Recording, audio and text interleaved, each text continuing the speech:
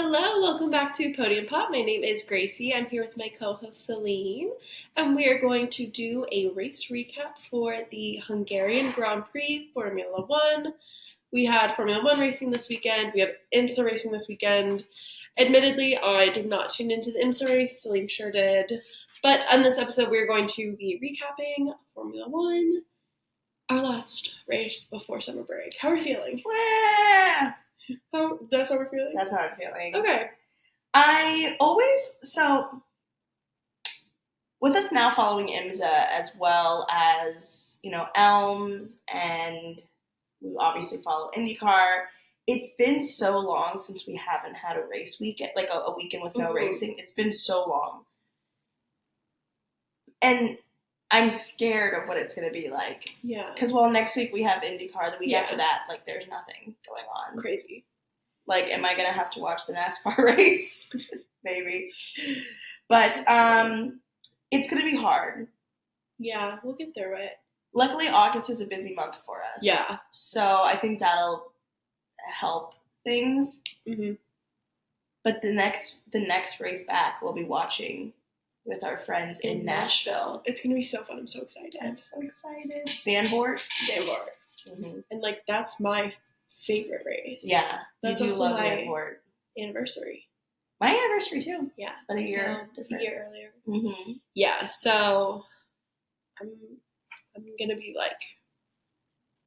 tuned in, locked in, dialed in more ways than one. Yep. Absolutely. All right, should we talk about Hungary? Yeah, let's talk about Hungary. Budapest. I love Hungary and Budapest. Mm-hmm. But the race last year, scary. Scary as a McLaren fan. Yeah. We won't get too far into it. If you really want to see the horrors, you can go watch our episode from last year. Oh my god. I actually wonder what we were saying about it last year, because we were so it was so recent. The wound was still fresh. And I'm like, what was coming out of our mouths? I should go back and rewatch that. I think we kind of came to, I actually remember, we came to a consensus. We were like, Lando should have given it up, immediately. And then, it wouldn't have caused all, the heartbreak and the... We did talk about the horrors of those crazy-ass radio messages. Yeah. Yeah. But it's a new year. And this year, it was much better. Oh, it was a great race. Let's flash back all the way. Let's rewind. All the way to the beginning of the weekend. Yeah. FP1. Wait, is there any news? There's no news leading into the weekend, right? Not really? No, not really. Okay, so FP1. There was some crazy stuff that happened. Yeah, so we knew going into the weekend that Paul Aaron was going to do another rookie test with Sauber on a loan from Alpine, and unfortunately for him, he was in Nico's car. The car had a mechanical engine failure. Nico sabotaged him. Confirmed. Nico would not do that. I know, just starting rumors. Why are you starting rumors like that? I think it's funny. Okay. It was literally at the half-hour mark, and so he luckily was able to pull the car over, and then they just came and grabbed him and pushed the car. Poor guy. Yeah, that's a bummer. The team even was like, "We're sorry." Sorry, bruh. Yeah. But what we didn't know is Fernando Alonso was having some back issues from muscle. It's a muscle injury. He had some last year, but last weekend he also had issues with it, and he was in just some pain, so we didn't do FP1, and it was really up in the air, because I remember tuning in and I was like, what is Felipe doing here? Yeah. I didn't know he was going to be, I literally texted you, I was like, I didn't know he was going to be running, because I had missed the beginning, so I didn't realize all that was being said, and it was up in the air. It was up in the air if he was going to Felipe was also going to FP2, if Fernando was going to even race. But a good thing he raced. Those Astons were on another level this weekend. I'm not missing this. No, he saw that and he was like, I'm getting in the car. Yeah. I do, I always feel so bad for reserve drivers. I know. Because it's they're maybe, they have to be so chill, because they're they can't be outwardly excited that something's wrong with the driver. Yeah. They can't be yippee, Carlos has to get his appendix out. They have to be chill about it, but it's such a good opportunity. I don't know. Yeah. Like, especially, like, thinking back, like, we didn't follow Formula One at the time that it happened, but, like, when Romain Grosjean had his crash and Pietro stepped in, like, I think I, like, want to almost, like, go back and, like, maybe, like, watch some interviews to be like, how did you handle that? Being like, we should just call him up. Should we call up Pietro? We probably should. Pietro, what was going through your mind? Hey, by the way, can you walk us through that day by day? Can we sit down with you and just really deep dive into that? Yeah. Yeah, for sure. We'll ask him and then we'll report back. Yeah, but I do feel bad. Like, Felipe was probably like, I hope he doesn't get better. like I hope he's okay, but I really want to race. I know, like, it's such a good opportunity. Plus, Felipe is still in his name being tossed around for the Cadillac seat, which we did not get a Cadillac seat announcement. But I wonder if something's going to happen tomorrow, like it happened with Carlos last year. Maybe. Williams. I think that makes so much sense. Give some. But now people are saying that Checo's no longer doing it. No, I'm literally tired of all these rumors. I'm tired. I fully understand that a lot of it, they probably didn't announce things for a bit, or like didn't move forward for a bit because of the whole what is Max Verstappen doing, and Max Verstappen is staying in the same place. But that could have changed everything, and that could have changed everything for them. So I do understand that. But we are halfway through this season. More than halfway through the season. We're at summer break, and we don't know anything about this Cadillac team coming next year. Nothing. We know that, but like they've got a sponsor. The momentum has to start now. It really does. Like, when are they going to announce that it's going to be Checo and Pietro? When? When are they going to announce it? Cadillac. I'm going to keep saying it enough times that when it actually happens. Did you know that's a manifesting technique? Is it? Yes. Yeah. Well, there you go. Yeah. Anyways, I'd love an announcement soon. But, summer break, silly season, things are going to start shifting, things are going to start happening. There's a lot of people, George still doesn't have an announced contract either. You know what I did see? Somebody said that, I'm literally losing my words. Somebody said that in the past history, Mercedes has always announced things around September or August or something. So someone was like, I wouldn't be surprised if that's what it is. Like how Kimi's was last year at Monza, but that doesn't make sense because he's Italian. Apparently another George contract was announced around that. Mm-hmm. So, like, they'll do it during summer break, let that hype die down or whatever. Yeah. Yeah. A lot of his contract negotiations were talked about too. And I don't, from what the rumors sound like, I think he got a 2+1 instead of a 1+1. Okay. Yeah. Okay. So we'll probably start seeing some announcements through summer break.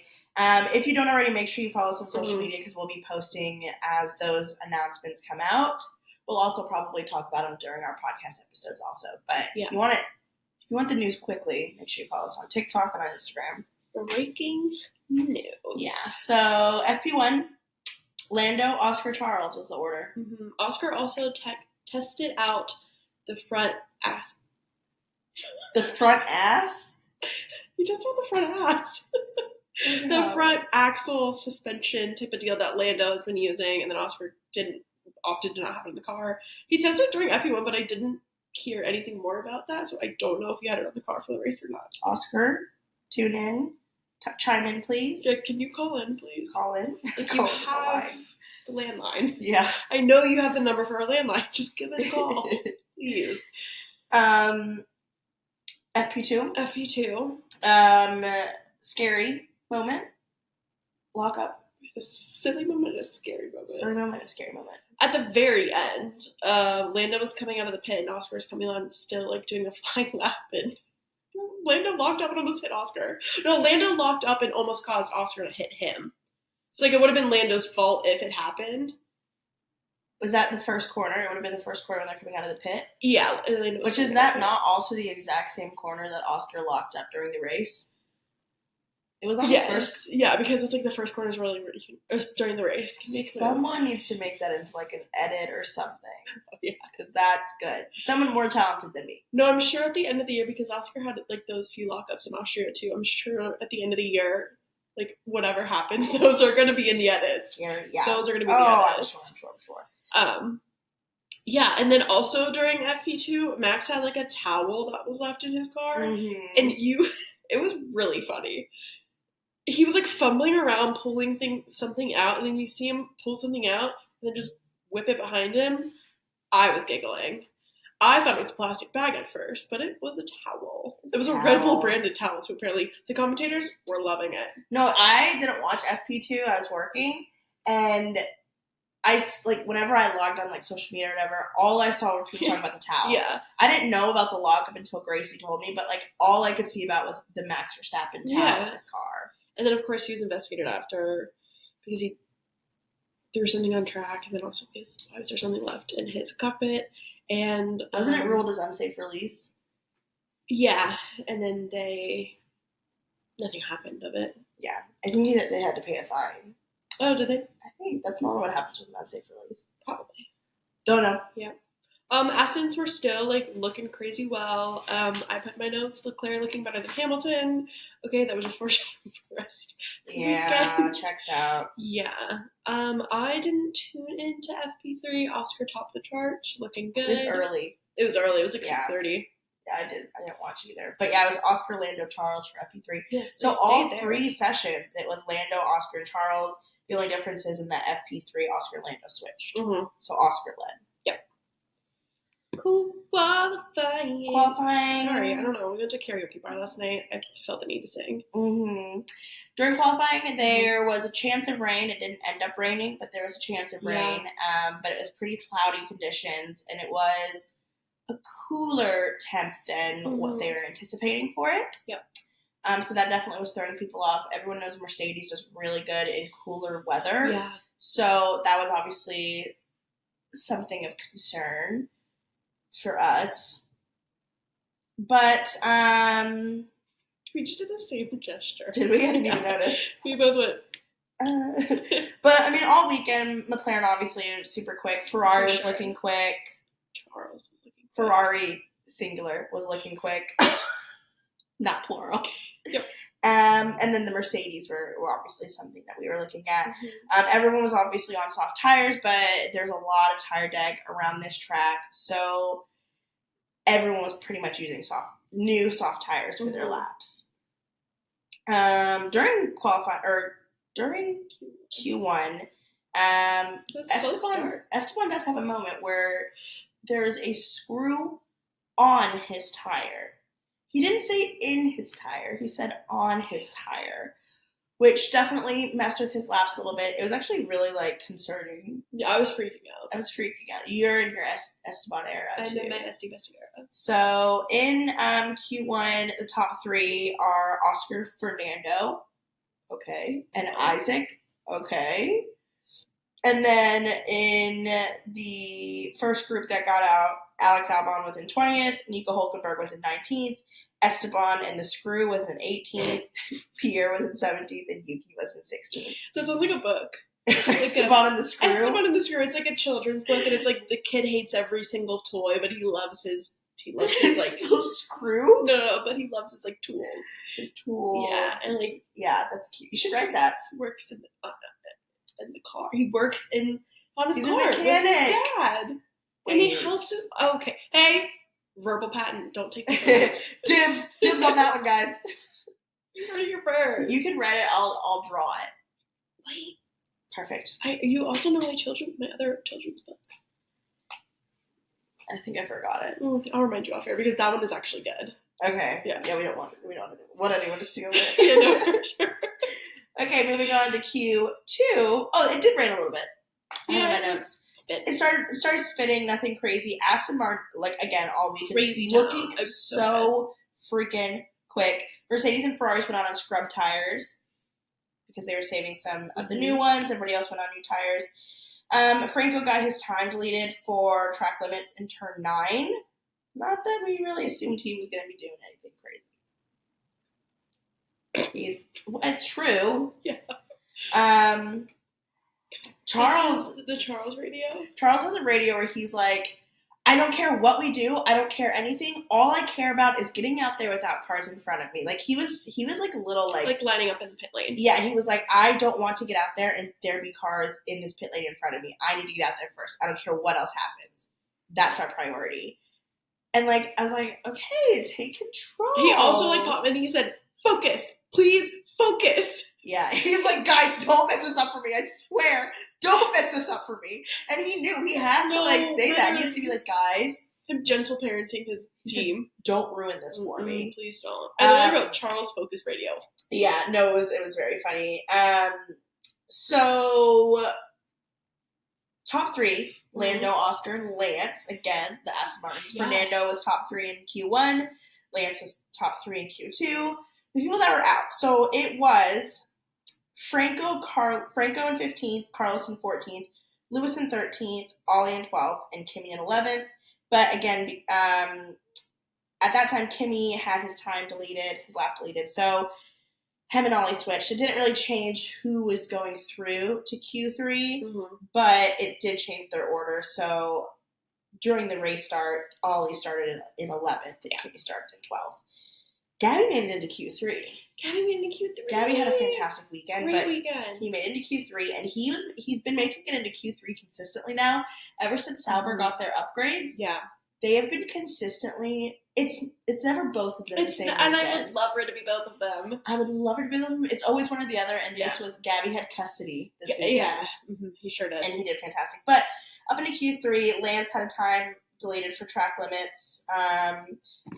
The track temp dropped so much from Q2 to Q3. The wind picked up. There were gusts of wind. It made it very difficult. It shook things up, and it changed a lot for what everyone was expecting. Yeah. Like, George came out and was looking so strong with the temperatures dropping. I was convinced he was getting pulled. I was also convinced that George was going to get pulled. But what actually happened was Charles got pulled. And that was also like a surprise. That was a surprise. It was the Focus Radio. Yeah. It was Charles in qualified first, and then Oscar in second, Lando in third, George in fourth, Fernando in fifth, Lance in sixth, Gabby qualified in seventh. Fantastic. Max qualified in eighth, Liam in ninth, and Isaac in 10th. Max down in eighth. Liam Lawson. Okay. Doing good. Yeah, he is doing good. I didn't know what you were going to say. Oh, no, sorry. He's just doing good. Yeah, him and Isaac, both the V-Carbs up there. Yeah. Yuki being in a Red Bull out in Q1, where Liam and Isaac are in an RB, made it to Q3, literally just a couple hundredths off of Max. Yeah. But, like, I really think Isaac is doing so fantastic. I wonder what the Red Bull lineup is going to be next year. That's what I'm interested in. Like, that's a pairing that I have my eye on, because we know Honda's leaving Red Bull. Yeah. And there are talks of not keeping Yuki. I think they should keep it the same. I think they should keep it the same, too. I want Yuki to keep that seat. I want him to have a seat. But I wonder if Yuki's not in that seat, are they going to try to bring up Liam again, or are they going to try to bring up Isaac? And I think a lot of it changes with Christian Horner gone now. Oh, yeah. They're going to do, like, they're going to do, like, maybe. I think Yuki's more likely to stay now that Christian's gone. I believe so. Absolutely. Yeah. It'll be very interesting to see what happens. It will be. Yeah. Any other updates for qualifying? Was that Franco's first time getting to Q2? Or am I imagining something? I don't know. Okay. I have to look. Off the top of my head, I don't recall, because I'm not going to lie, most of the time I forget Alpine exists. Well, not that I have anything against them. I just, quite frankly... We talked about it last week. They're quiet. They are quiet. They're not loud on social media like other teams. Not even loud, but they're just like... Right. Yeah. Speaking of Alpine, though, happy anniversary to those who celebrate of the Oscar Piastri Alpine tweet. Happy birthday. Without my agreement. Gosh, what a tweet. Like he's always been iconic. Mm-hmm. And I just can't believe that happened. Like, that's such like it's such like a normal thing to talk about now, be like, haha, but like also, oh my god, I can't imagine when that tweet came out was quite literally like the week that I started watching Drive to Survive. I wish I would have started watching at the same time as you.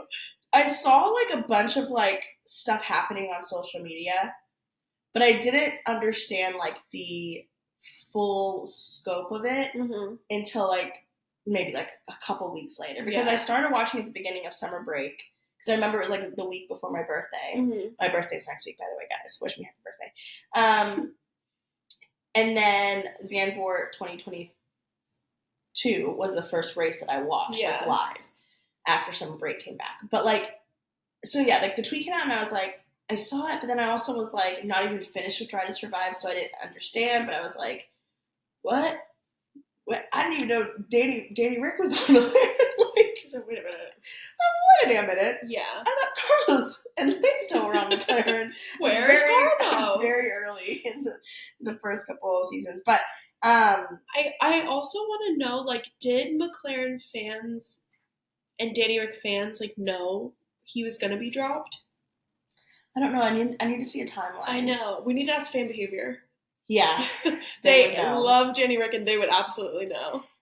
Yeah. I also wonder how, because now Oscar is such like a loved person on the grid. Like so many people, and obviously there's less people, like there's more people now that are like haters because he's like winning. Mm-hmm. But like last year and even at the beginning of this year, like when he wasn't like, leading the championship, he really didn't have a lot of people hating on him. Oh yeah, no. But I wonder how the crowd's reaction were when it first got announced. Have you not looked at the tweet replies? No, are they bad? Oh my gosh, they're bad. Oh my god, everyone hates them? Oh, yeah. Oh, poor little Oscar. And it was all like, you're taking Daniel's place. Like, you're never going to be Daniel. Like, ouch. Yeah, oh yeah. Ouch, that hurts. No, because multiple times people have like put the McLaren announcement tweet on my like timeline or like quote tweet or whatever. And then I went one time and looked at all the responses and I was like, why are they doing that? Why are they being It's easy. I mean, it's hard for us to see it knowing, like, loving Oscar and then, like, backtracking and seeing those kind of tweets where, like, I would never, like, be, like that under a tweet. Well, no, absolutely But also, like, I'm sure if I was watching it in real time in the timeline and I wasn't super familiar with F2 and I didn't know who Oscar was and I loved Danny Rick at the time. Oh, yeah. He was with McLaren, too, so I was probably also, like, how dare he? I know, I want to know. Take Daniel's seat. Yeah. Because, like, I'm trying to think now, like, what would happen, God forbid, if something happened where, like, one day it was just announced that, like, for some reason, which this wouldn't happen now because they're both doing so good, but, like, hey, this rookie's going to come in and take Oscar's seat or take Lando's seat. I would be like, what? Excuse me? Yeah. I would be livid, too. So, like, it is, I guess it's really hard to put things in perspective, but I guarantee you a lot of the people that were under that tweet being like, you're taking Daniel's seat, blah, blah, blah, you're the devil, blah, blah, blah. I bet a lot of them probably are like, damn, I love Oscar now. Like, for sure.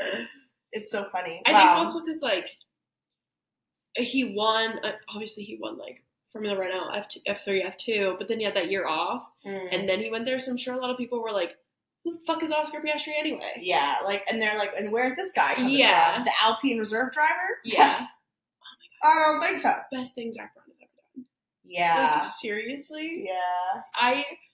Oh my god, I'm just thinking, like, what would be going on right now? What would happen? There's, like, tears welling up in if my eyes. Oscar was driving for Alpine, do you think he would still be driving there? Do you think he would still be driving in Formula 1 at all? Crazy how domino effects. I think it would have been like a DeVries situation, but it would have stuck. And I think another team, like say 23, he drove for Alpine. I think another team, I think he could have gotten the most out of that Alpine. And other teams would have been like, who is this? And would have tried to snatch him up. Yeah. That's what I think. Thank God we don't have to worry about it. Crazy. Yeah. Anyways, happy anniversary. Yeah, happy anniversary. Race? Sorry, my phone keeps going off. Let me put it in Do not disturb. Better? Yeah. Because I have my notes open too, so I keep on my phone. Okay, yeah, the race. Let's get into it. Okay, so starting tires. Yeah. Were you gonna start on that or something else? No. I was going to talk about how Yuki started from the pits. Oh. Yuki started from the pits. Your turn. You finna be in the pit. You finna be in the pit. Most of the grid started the race on mediums, except for Williams were both in the softs, Pierre was on the softs, and one more was on the soft. I think it was Nico. Okay. There's always a slight chance of rain coming, but it never ended up raining. Yeah. But there was always that looming factor of it could happen. Mm-hmm. But it was chilly. Once again, it was very cold outside. Lots of people were like, like fans. I saw like wearing jackets and sweatshirts. Yeah, there are like a lot of the commentators too were like, this is the coldest that it's been without it raining for like from what they can remember. Was it super hot there last year too? Like, I don't recall. Oh, okay. I don't recall at all. Who knows? The race start. Race lap 1, Charles keeps the lead. Lando like looked to have such a strong start, and then I'm watching it and I'm like, what's gonna happen here? Because there's no space. Yeah. And then all of a sudden I was like, okay, cool, P6. He got squeezed. So at the end of lap 1, the order was Charles, Oscar, George, Fernando, Lando, Gabby. Okay, Gabby. Yeah, so it was a stressful race. Go ahead. Doomsday by Lizzie McAlpine started playing in my head when that happened, and I was like, it's so fucking over. Yeah. Like, I actually deleted because I was recording my reaction, and I was like, I literally was like, fuck this, I'm over it. Yeah, no, it was scary. He quickly, though, gets it together. Lando overtakes by lap 3, already overtakes up past Fernando. Mm-hmm. Max is cutting through the field. It seems pretty quickly at first until he gets stuck. He got stuck. He gets stuck behind Fernando Alonso had quite the DRS train. He did. Yeah. He did. He no one could get around his ass.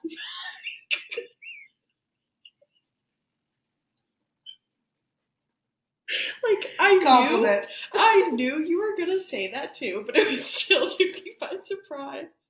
No one could get around his fat ass. No one could. And you know what? He probably loved it. So Gabby could not get around it, and then I was like Verstappen. I don't call him that. Max couldn't get around Gabby, and then they were all trying at some point. I was really scared because it was Max and Gabby, and then Fernando was also there, and I was like, they pretty much hovered there the whole time. Yeah, for sure. Something else that happened near the beginning of the race is both Gabby and Nico were noted for moving before the lights, basically false start. It ended up being to where, which like both of they like went back to videos and they're like, we don't see it for Gabby, we see a little bit for Nico. Gabby, no further action was taken. Nico did get a 5-second penalty though. 5 second? 10 second? 5-second penalty for it. And it was because he was slowly inching his tires up. He like didn't even like feel it in the car. Mm-hmm. Unfortunate. His radio was like, what do you, I didn't see that on my end. Yeah. He was like flabbergasted. Yeah. Another thing that happened near the beginning of the race around lap 7 is at one point, I forget who was in front of him, but I think it was one of the Haas's. But I think it was Ollie was in front of Isaac, and he dipped his toe into the gravel, and gravel flew up, and as gravel flew up, Isaac was turning, so his left hand was like up in the air basically. Mm-hmm. Gravel pelted his hand. Ow. And it wasn't really talked about, but that was like scary. Yeah, afterwards James Hinchcliffe was like, guys, I gotta tell you, that as a race driver, that hurts. Yeah. So I mean, I'm assuming he's well because we didn't hear any more, like, he didn't complain throughout the rest of the race, but when it happened, it sounded like he wasn't thinking. Yeah. It was like, oh, my hand's fucked. Like, the gravel fucked my hand. Yeah. But, it's always scary because, again, like, gravel, anything, when you're driving that fast, moving that fast, like a piece of gravel flying up seems so, like, small and insignificant, but it can really, I mean, we've seen horrible accidents from little pieces of debris hitting drivers, the screw hitting Robert Kubica. Mm-hmm. How do you say his last name? I can't. I literally have tried so hard. I don't know if it's Kubica or Kubica. Kubica? No, the first one. Kubica? I think so. Sorry, Robert. But I'm so sorry. It's so scary. Like, small things like that can do a lot of damage when you're driving that fast. Luckily, I think he was okay, but pretty scary. Franco was the first to pit. Franco was the first to pit. Did he start on softs? Was he one of the ones that started on softs? I don't believe so. I wonder why he pit so early. But already, as early as lap 14, people are starting to talk about a one-stop. Yeah, so they hit Oscar first with from what we saw, radio's broadcasted to us, they hit Oscar first with what do you think about a one-stop? They might have hit Oscar pretty early. I thought he was in less than the 10, or like the single digits. I don't have it in my notes. He actually pit on lap 18, so it was probably pretty early. Yeah, very early, because he was like, it is too early to tell. I could not tell you. Yeah, because the real thing is that they had, Oscar was behind Charles at this point, and they're like, okay, if you're going to pit, you have to do it before Charles, or if you're doing a one-stop, then you need to save the tires. And so he had to make a decision. It's literally the exact same situation, practically as it was last weekend, last race, with, okay, like, am I going to push on these tires and build a big enough gap to do another stop? Or am I going to go for one stop and save the tires? Yeah. You know, it's for the same situation. But he did end up pitting. Him and Max pit at the same time, lap 18. And then Charles ended up pitting lap 19. So at that point, Lando was leading. Yep. And Lando, the radio message to Lando, they were like, what do you think about doing a one stop? He was like, yeah, we'll give it a try. Yeah, sure. We'll try it out. Also, at one point, Will came over. I think this was before they asked for the one stop, and they were like, okay, Lando, I think we're going to go for plan A -5. Plan A -5. And we were like, plan A -5? I mean, I get it, and they know all these terms, but like, to me, I'm like, this just sounds so silly. It sounds so silly. Yeah. I love coded messages. I love coded messages, and I can't wait to talk about it in a second. The one with Oscar. Yeah. Lando does eventually end up pitting on lap 31. Both McLaren and Ferrari had fantastic pit stops this weekend. Oh my gosh, we're so back. During the race, like, it was like a 2-second pit stop, a 1.9 second pit stop. We had the fastest pit stops for both cars. Yeah, it was like they needed quick pit stops, and Ferrari also needed quick pit stops, and they got what they needed as well with Charles's pits. His pits. Sorry. Wasn't that funny? My bad. But yeah, they both had really quick pit stops, which was needed for sure. Around lap 36, right after all of that quick pitting is happening, we also have an incident with Max and Lewis. Yeah. So turn 9, there was an incident. Nobody bumped, but there was an almost bump, and it caused Lewis to go off the track. Probably messed up his tires a bit in the process, and it was kind of whose fault was it kind of thing. Weird that they decided to investigate it after the race, not during. But it was just interesting. Like, it is interesting because I guess some of the stuff last year wasn't, like with Lando and Max. Wasn't. But ended up they didn't do any. Nothing came from it. Yeah, Lewis didn't even show up to the stewards meeting. Yeah, he has bigger fish to fry. Oh my god, we didn't talk about Lewis his weekend. Let's talk about it at the end. Okay. I feel like we have a lot to say. Yeah.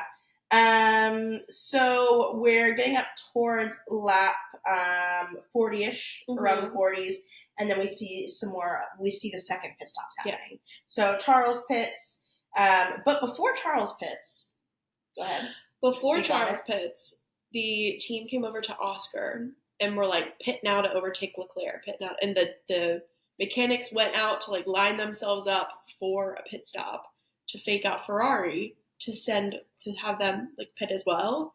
It was the perfect fake out. Charles came in and pit. Ferrari fell for it, and Oscar just kept going. It was so fun. It was beautiful. We were talking, and I think it was Andrea. Andrea's like, that never works. No, like, how does that work? That never works. It was so good. Truly beautiful. I think that like the coded messages. Yeah. I think they're so like fun and silly, and it's like when you like play spies as a kid. You know what I'm wondering too is if somewhere along the lines Lando was lying about his tires. Yeah, and the team knew that because he complained, and then he complained on 14, and then they sent Oscar in, and I was like, "What are you doing?" I think he complained and then kept his tires for like another 10 laps. Yeah. Yeah. So I think that was a little fake out. Mm-hmm. Yeah, I agree. Sneaky McLaren. We're getting sneaky. Very sneaky. Yeah. Also around lap 40s, the 40s, George considers doing a one stop. He comes over to the radio and he says, happy to extend if needed, and then they put him the next lap. So they obviously did not. They must have seen something in the data that he didn't see, But it was just funny how he was like, oh, yeah, I'm happy to keep going. I'm good. And they're like, all right, pit Come on in. George. Come on in. Okay. Oscar goes in to pit again, and while Oscar's pitting, Lando's getting the fast lap. He's racking up those. Mm-hmm. Nico, around that time, also serves his 5-second penalty. Nico, pretty insignificant race. Like, he was already out of the points. It happens. Yeah. But this is where, now it's kind of Oscar and Lando hovering around each other. And the back markers are becoming a huge issue. I'm sorry, what lap did Lando take his pit stop at? I didn't write that down. Which one? His only one? Yeah, his only. He pit lap 31. Lap 31, yeah. And he was also basically told, like, your tires are going to last just till the end of this race. Mm-hmm. They're like, I'm scared. Keep it clean. And no mistakes. Great. He did fantastic. Go ahead. But yeah, so Lando's putting in the fastest laps. Oscar comes out, and then it's a situation where, like, okay, like, Oscar is chasing Lando down for the one stop, and he originally had like a 12-second. Yeah, even then he was like, I'm not worried about Charles. Yeah. My race is with Lando. I care about Lando.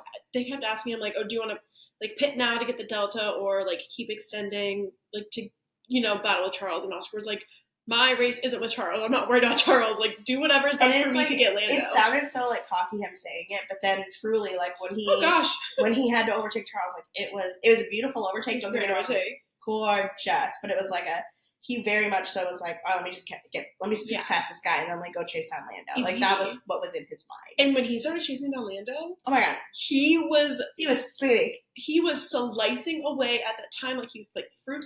No, at one point there was like right when he was getting out of the pit, there was a 12-second gap between him and Lando, and he was chasing him down. And within by the end of the race, which granted that was maybe like 20, I think it was like 15, 20 laps at this point, where he cut it down to, like, they were on each other's ass. Oh my gosh, yeah.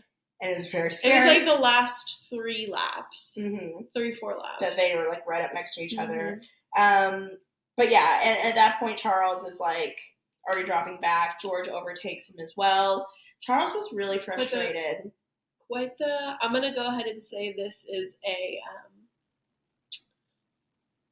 deserved crash out. Yeah, like, he had the right to crash out. Because the crash out. There was something with the chassis of the car that was affecting his performance during the race. And it sounded like he warned Ferrari before the race happened, being like, I told you this would happen. We talked about this. We discussed it. You didn't fix it, blah, blah, blah. And look what's happening. So, yeah, I get the frustration. For sure.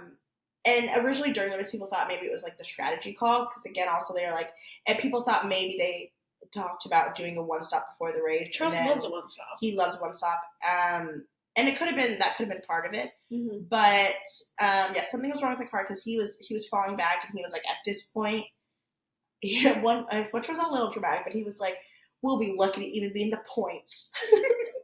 Like, all right, chill. Yeah. They're like 20 seconds behind you. Like, you could tell there was something not right because Oscar passed him. Oscar was also on a rampage.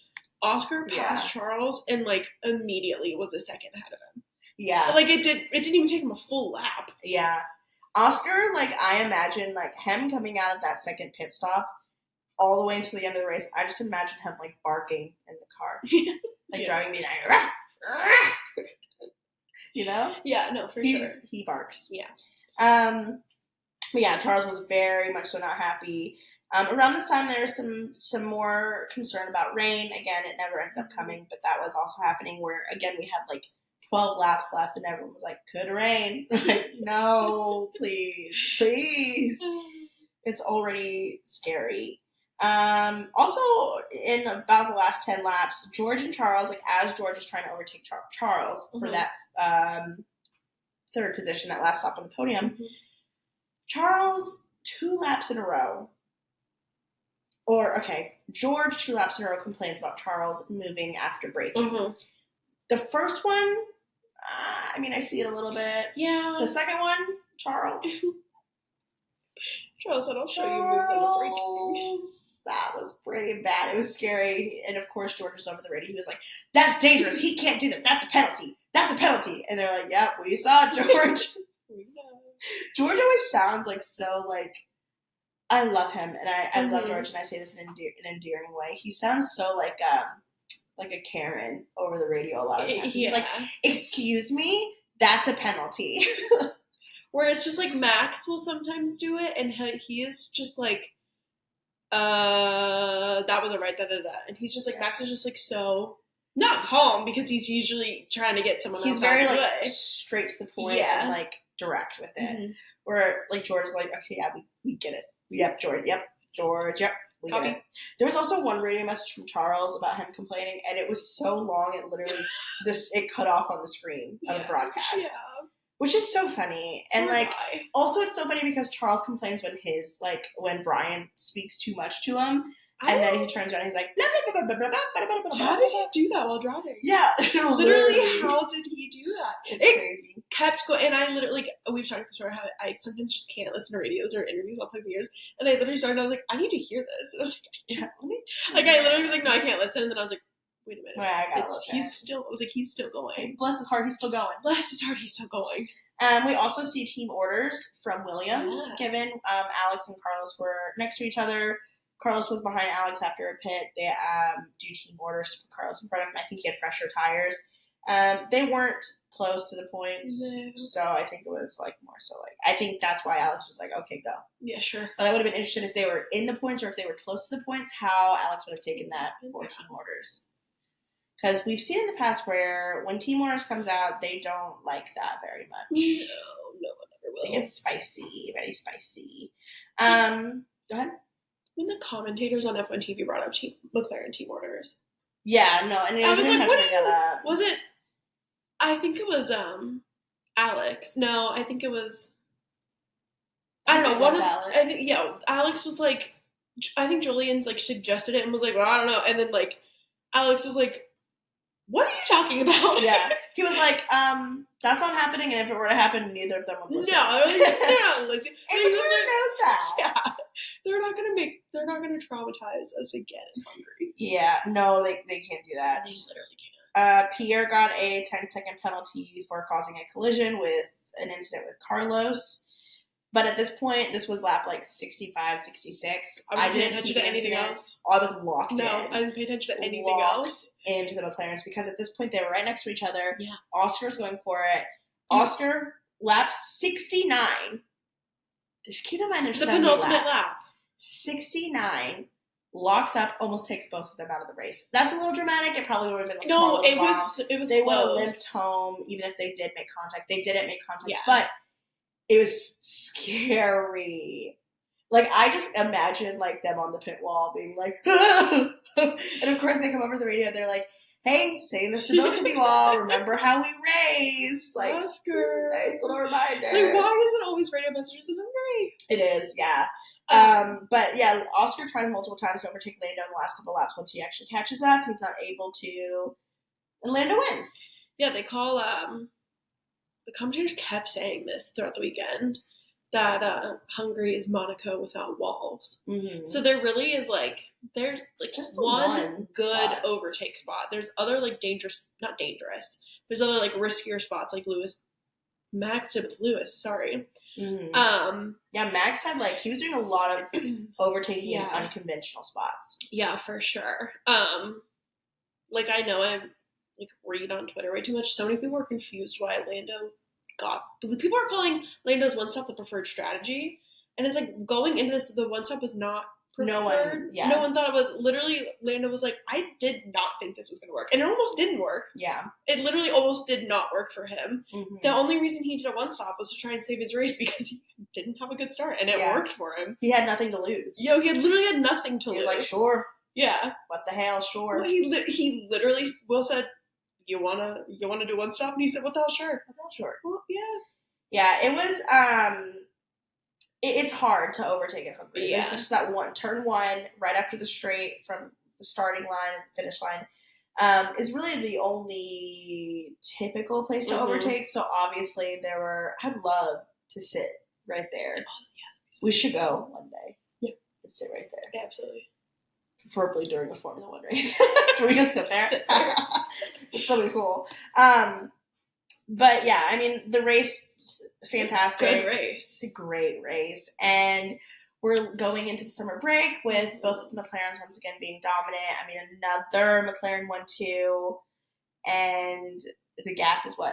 9 points between Lando and Oscar. Oscar's still leading. They're battling, quite literally went all the way up to the very last lap. And I was like thinking about it. I was like, what happens if the championship, the drivers' championship battle goes all the way up to the last race? And it's that close where it goes up to the last lap, the last corner. Like, I don't know how I would react to it. I think it would be very scary. I'm gonna need a medical team on standby. Yeah. And even after this race, I was like, okay, Gracie, that was a little dramatic of you. I looked and I recorded a TikTok of my reactions, and at one point in my reactions, I lift my hand up to cover my mouth. You can see my hand shaking. Yeah. And then at the end of the race, I realized I was shaking, and I was like, oh my gosh. No, and then I was like, girl, hey, it's a sport. But also, I get the same way about the Bengals, so. Yeah, it's I don't know. I was just thinking about it. It hit me. How closely matched they are. It truly could be either of them that win this title. And the fact that they're so closely matched and they're in the same car and that's the fastest car, it is we're seeing such good racing. And again, yes, 2023 was dominant Red Bull. And even last year, okay, there was a very brief time where maybe Lando could win it, but it was still really not likely, I guess. It was never super close. But this race, I mean, this season, it truly has been close the whole time. Even in the press conferences, somebody asked Oscar, was are you nervous about Lando closing the gap? And Oscar's the gap's been close all year. He's nothing's changed. There was a slightly bigger gap leading from the last couple weekends, but it's still it's always been this close. Yeah. So he's nothing's really changing. I think the biggest gap we've seen recently has been after Canada, after Lando DNF'd. Yeah, that was what, 27 points, 20-something points. Yeah, I think, and then Lando came and won the next 2 races, and then Oscar won last weekend, and then Lando won this weekend. Yeah. It's, oh gosh. It's scary, but it's so good, and it gives me chills, and I just think about, it's just how exciting the good racing is. Yeah. I love it. I've also... Oh, we forgot to say Ollie DNF'd. Okay, they came over and the radios and we're talking about how the car was issues. They go back to racing and all of a sudden we pan, Ollie's just out of the car in the garage. They did do a radio message, DNF, retire the car. How did I miss that? I don't know. But they literally go, because he complained about it, and then the next lap they do, all right, Ollie, retire the car, and then 2 laps later you see him out in the garage. Oh, that's why I exclaimed. I figured that was, but you never I know. Talked more about it. But yeah. Ollie. Okay, well, I missed that. I don't know how. Yeah. I was sad. Yeah, I really become invested in Haas, so. Yeah.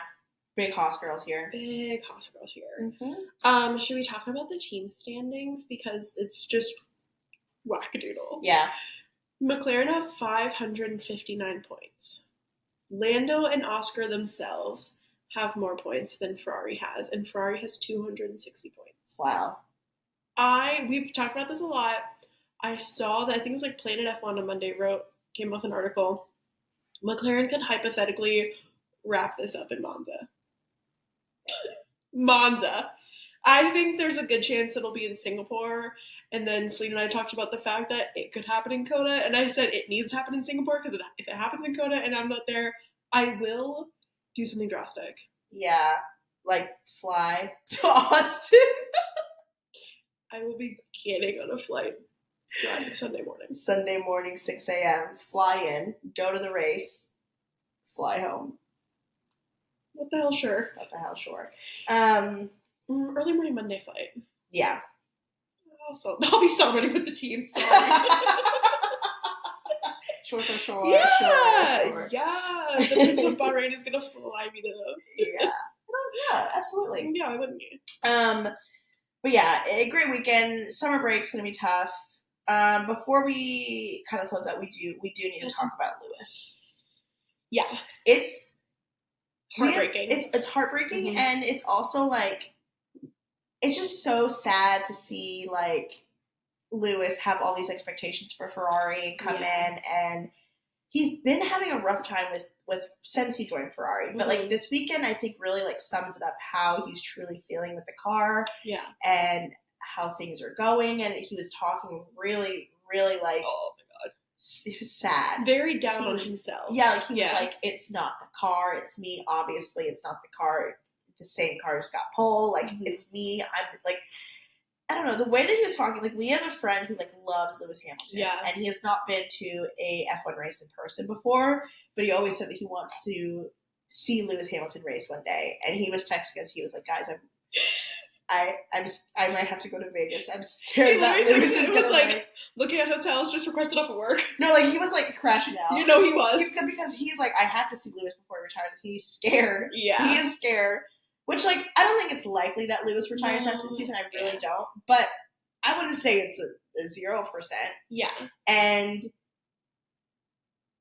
our friend Pat, he would crash out. Oh, he would crash if out. he missed seeing Lewis Hamilton race in person. So I think he may be going to Vegas.